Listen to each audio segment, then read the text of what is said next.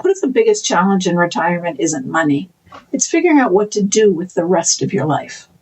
After decades of schedules, responsibilities, routines, many people discover that freedom isn't enough. They miss having purpose.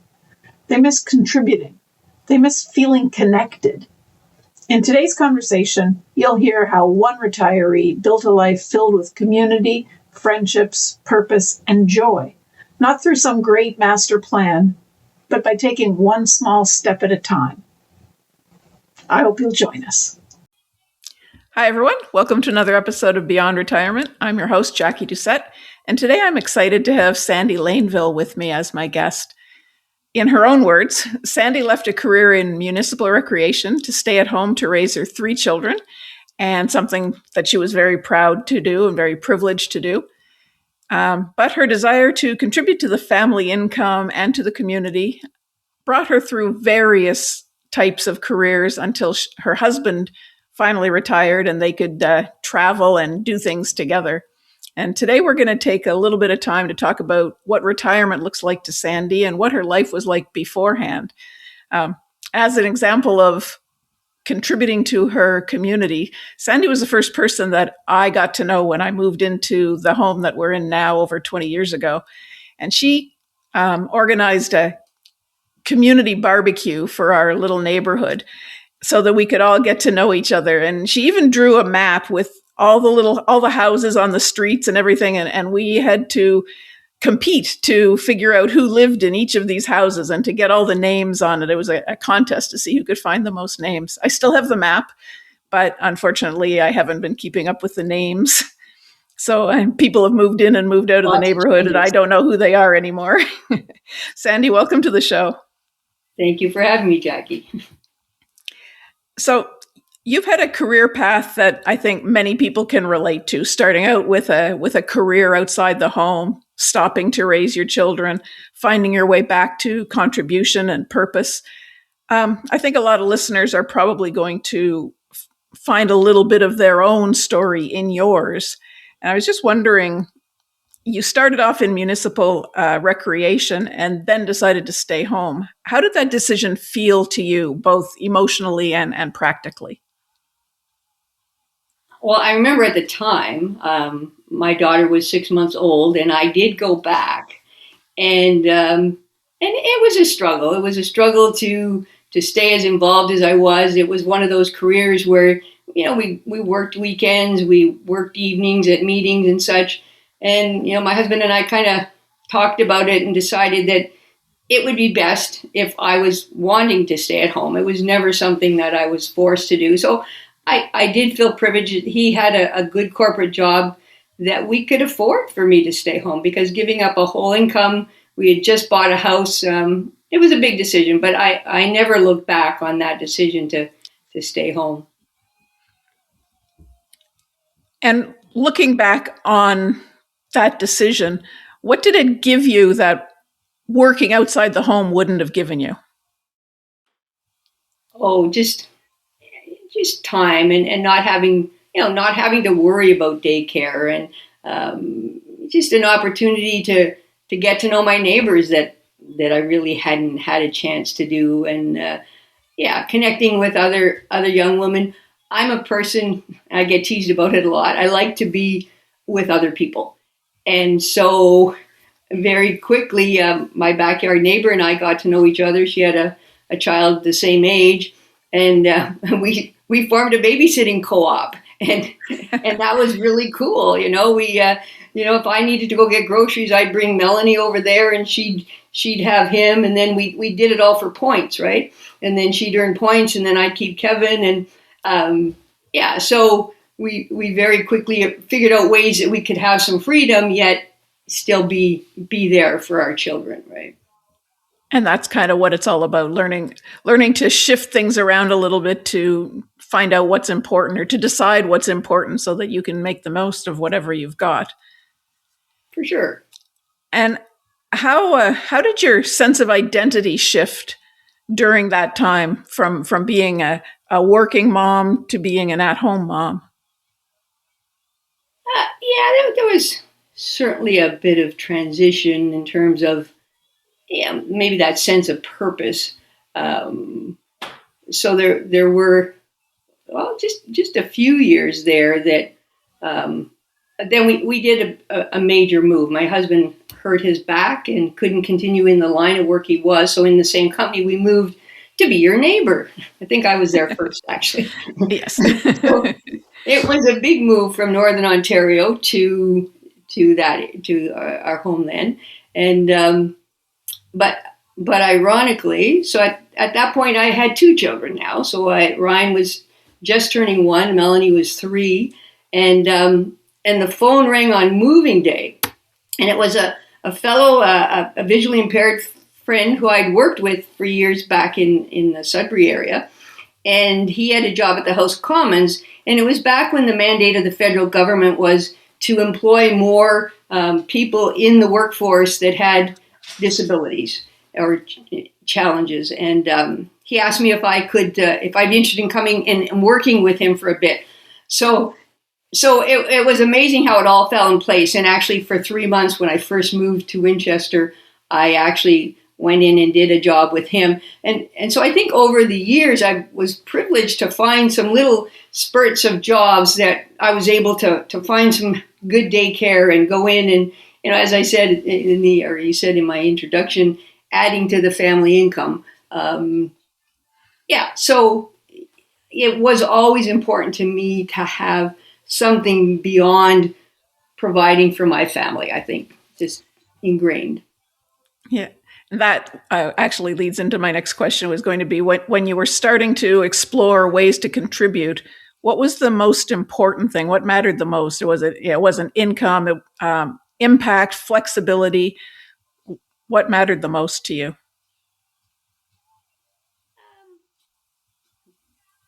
It wasn't so much income. I think it was purpose, more a sense of worth, something that I felt that it was worth, giving up that time with the kids or whatever.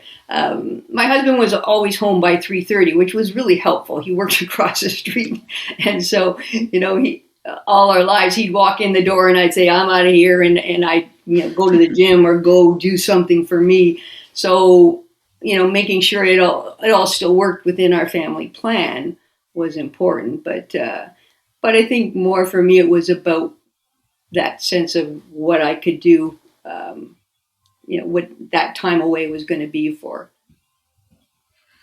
I think a lot of people underestimate how much personal growth there is and how much happiness there is outside the formal career kind of environment. And I know you've had a few other opportunities for personal growth and for developing skills and things outside the 9-to-5 kind of job. What kind of skills and strengths did you discover that you had from being at home and from doing other things in your community? Well, I think when I became a recreation director, I didn't realize I had the leadership ability that I did.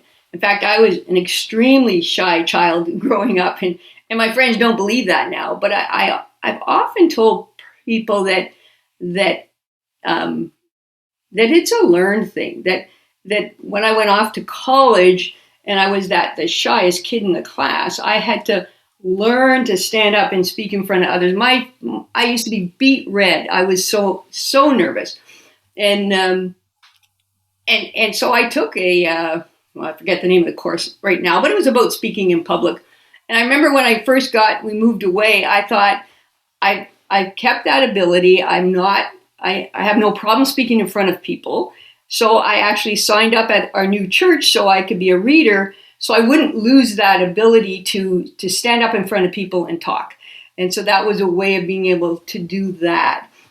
And I think over the things I did, I think I actually ended up being the deputy mayor, deputy reeve in our municipality for 3 years. And it's funny, I look back now and I think I was only 39 years old when I did that. And it was definitely not something I ever thought I was going to do.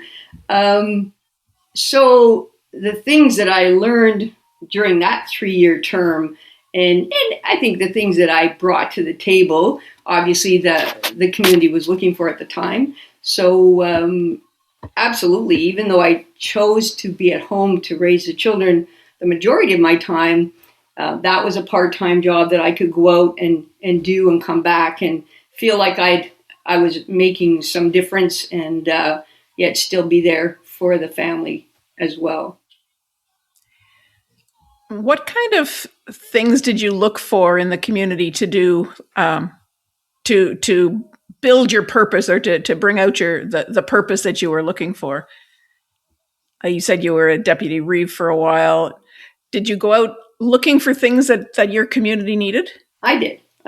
So, I did do a stint at the hospital as a volunteer in administration. I did do a stint at the food bank. And it's funny because often I'd be lured or asked to do things that were more administrative and more, would you be the head of this committee? Would you be the head? And at one point I thought, I just want to go to the food bank and pack bags, and I don't want to have to worry about the bigger picture. So, there are times that I just want to do that other thing. So, doing that kind of thing, there was always something I was out there doing or being a part of.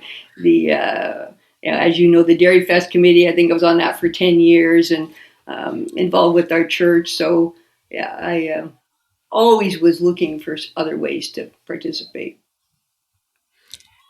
One of the other things that I know that you do is, because you were part of municipal recreation, physical health is something that's very important to you, and helping seniors with their balance, helping people keep moving, that sort of stuff. What can you talk about, or how can you help listeners who might be feeling a little bit tired or disconnected from their body and physical activity in general? How can they make some small shifts that might make a difference? Just a little jump. You're right. It's probably been, 6, 8 years now that I've been a volunteer certified senior fitness instructor with Seaway Valley Health. And so twice a week I am doing classes with seniors, and it's free for them to help them with their balance, their strength, fall prevention. It's a wonderful program. I think, and when I was a snowbird, I was doing it virtually. So I think what's lovely for people that want to get moving is the opportunity to actually be able to do it from their home and to tap into videos. And I often encourage senior friends of mine that can't actually physically come out to tune in and just start at home and start moving and start. I mean, the balance thing, I talk to them about it all the time. I mean, balance is something you can practice when you're brushing your teeth. And as I age, now I'm into my 70s, oh my goodness, the things that change weekly in terms of my balance and grip strength and all those things, it's sad, but it's true. So there are things that we can do at home that we don't have to go out for. I think one of the best parts about that group of seniors that come together is the social aspect. And I really encourage people not to isolate themselves, not to feel like I don't have a job to go to and start isolating themselves in their home, because I think that's one of the worst things they can do mentally. So I often congratulate the group from, like, you know what, you got up, you brushed your teeth, and you came this morning, and that's half the battle. You're here, and we're going to laugh, and we're going to move, and we're going to have fun, and we're going to get stronger. But getting them out, and even during COVID, we very quickly found a way that we could, during those really tight times we couldn't, but when we could come back, making it a safe environment and making sure and trying to get them back together. And so absolutely, I think just start with what you can do, what interests you. And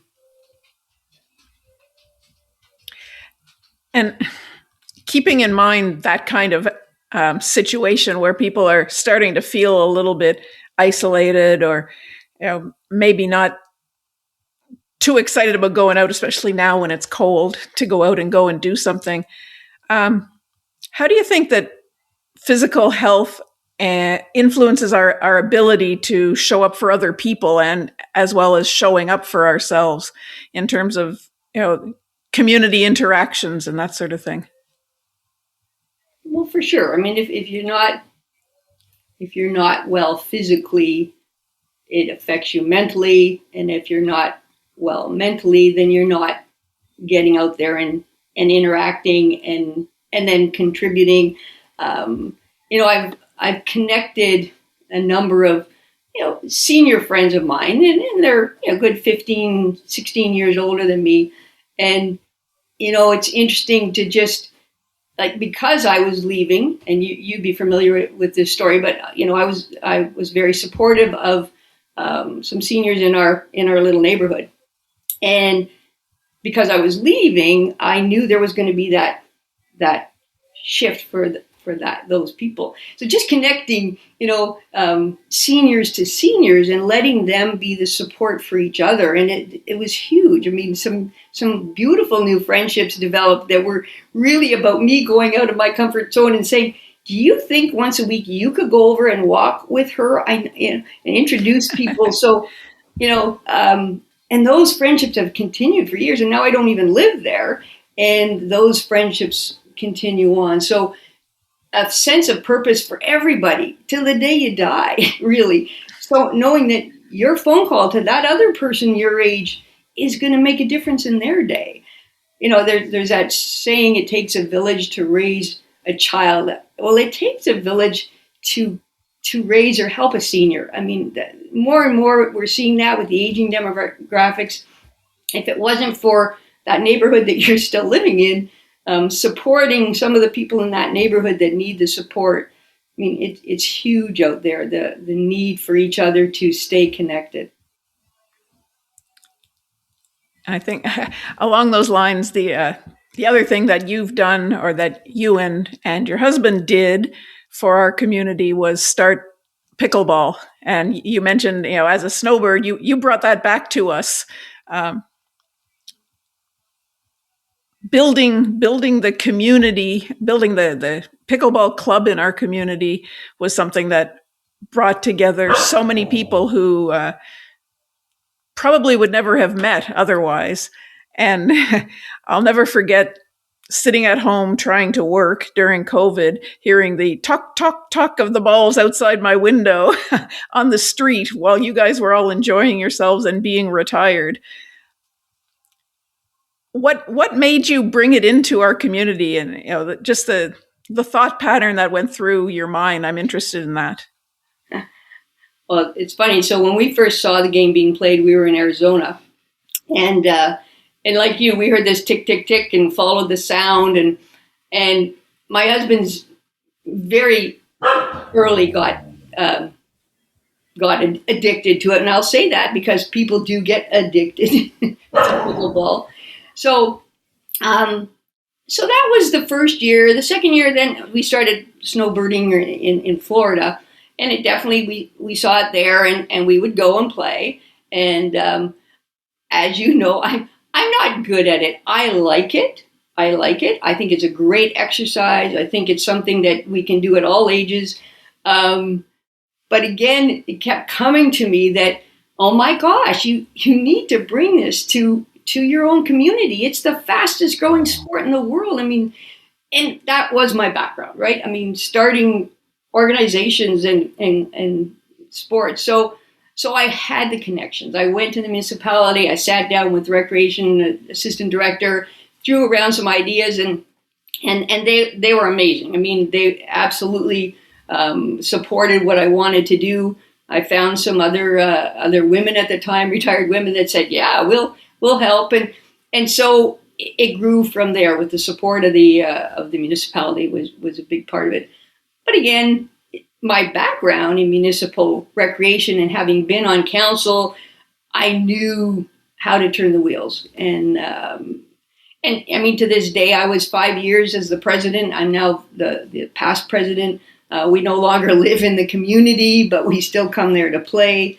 And my husband continues to be very addicted to it, and I just play to have fun. So yeah, but I, for the first 2 years, I kept saying, no, I don't play well enough to be the person who brings it here.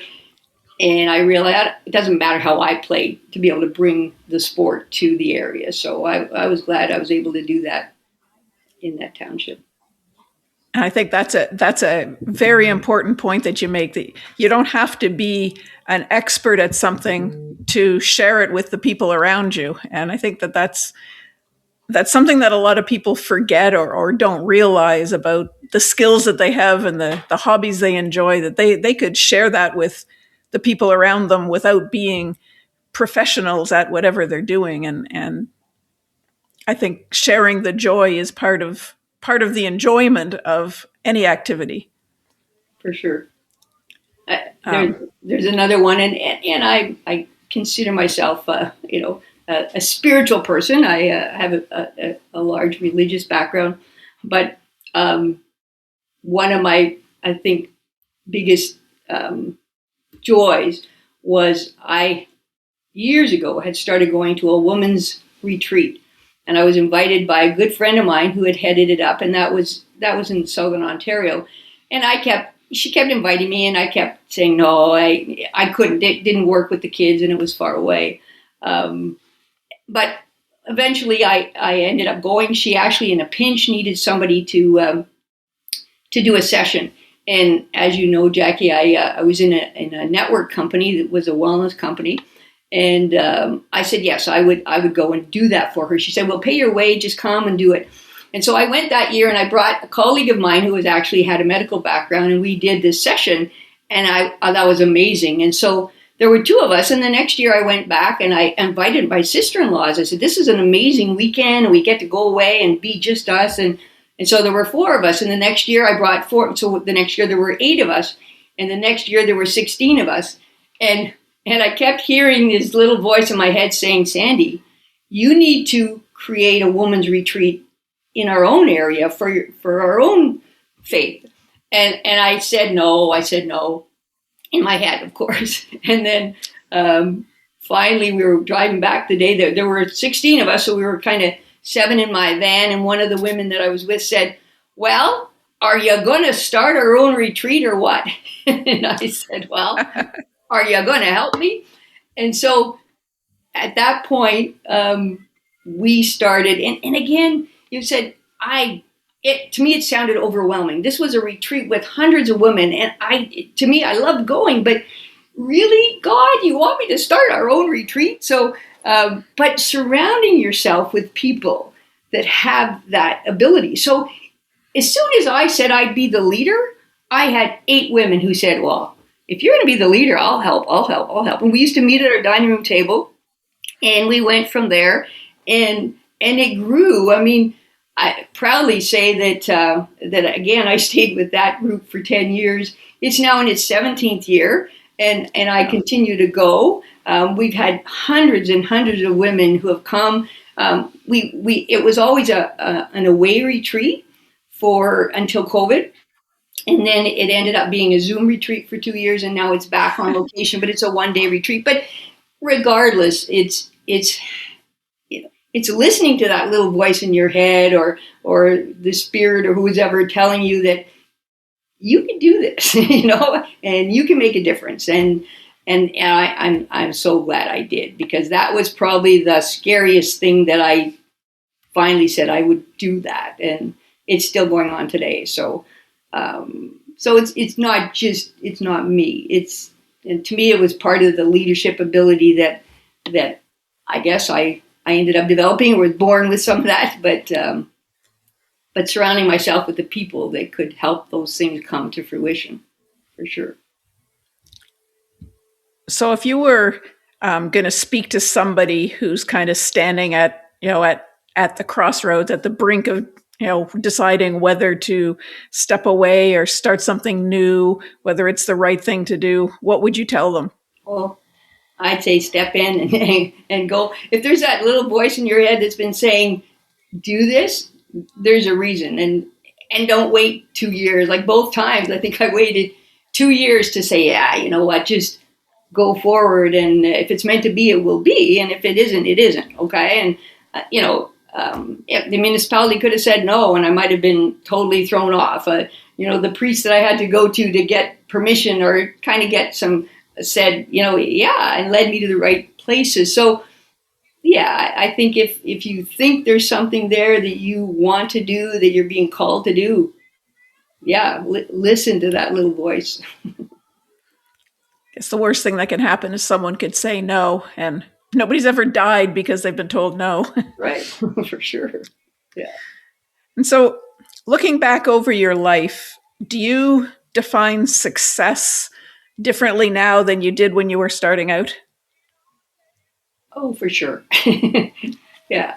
I think success as a young person was probably about money and possessions, and now as a retired person, we're comfortable.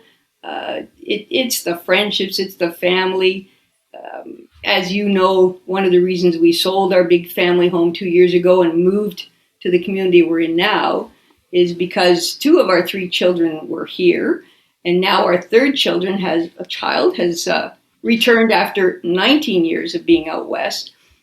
And again, as we were, I was 70 at the time. My husband was a little bit older, but we used to say we spent a lot of time supporting the community and supporting our neighbors and supporting. We have soon to be 8 grandchildren here, and looked at, maybe this is a time to be there and support our children with their children. And so, that's been a true joy.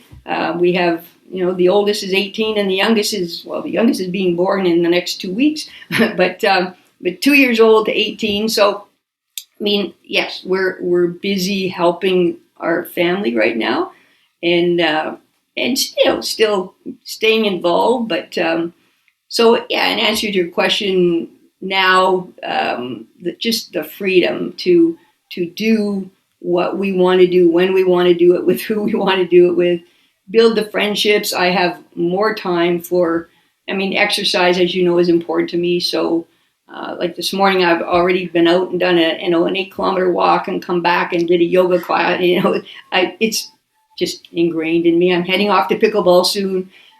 So I have the ability to do what I want to do, but yet still contribute in a way that makes me feel like I have purpose still, for sure. So that's it. I think all of those things that you just rhymed off that you're going to do, I think that's a good way to kind of sum things up. What's in your mind one kind of small realistic step that someone could take to reconnect with their sense of purpose or contribution without overwhelming themselves by trying to do everything? I think just,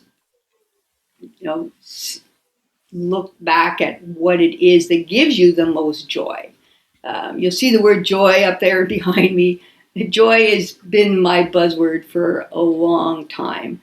And so what is it that gives you joy? For me, walking, as you know, I walk 2 Caminos, so I'm a walker. Walking gives me joy. Being with people gives me joy. What is it that gives you joy? Leading a group of people doesn't give many people joy, so don't do that. Don't do that. But helping one person might be that gives you that joy.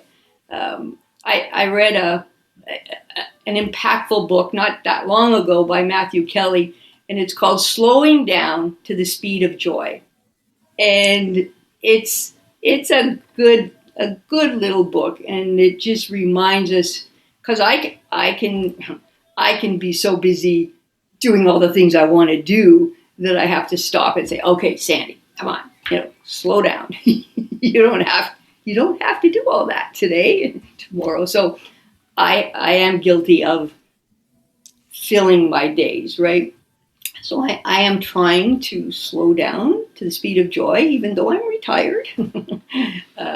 Yeah. But yeah, for that person, I think it is finding what gives you joy and pursuing that. Maybe taking one thing at a time to figure that out instead of trying to do everything at once. Absolutely. Yeah. But I definitely agree with you. It's having the time to do what you want, when you want, with the people you want to do it with. Yeah. And saying, no, I don't want to, if that's the case. And I was just going to say that. Learning to say no, it's hard. It really is, because you don't want to disappoint people, whether it's no to work on a committee or I've had to learn to say, no, I'm sorry, this is not the time. Yep. And no is a full sentence. You don't need to justify it to anybody. You don't need to explain why you're saying no. It's not the right time. Yeah, for sure. For sure. So, Sandy, before we close up, is there any words of wisdom that you'd like to share that you haven't already with the listeners about life in general, retirement, how to make it a joyful time?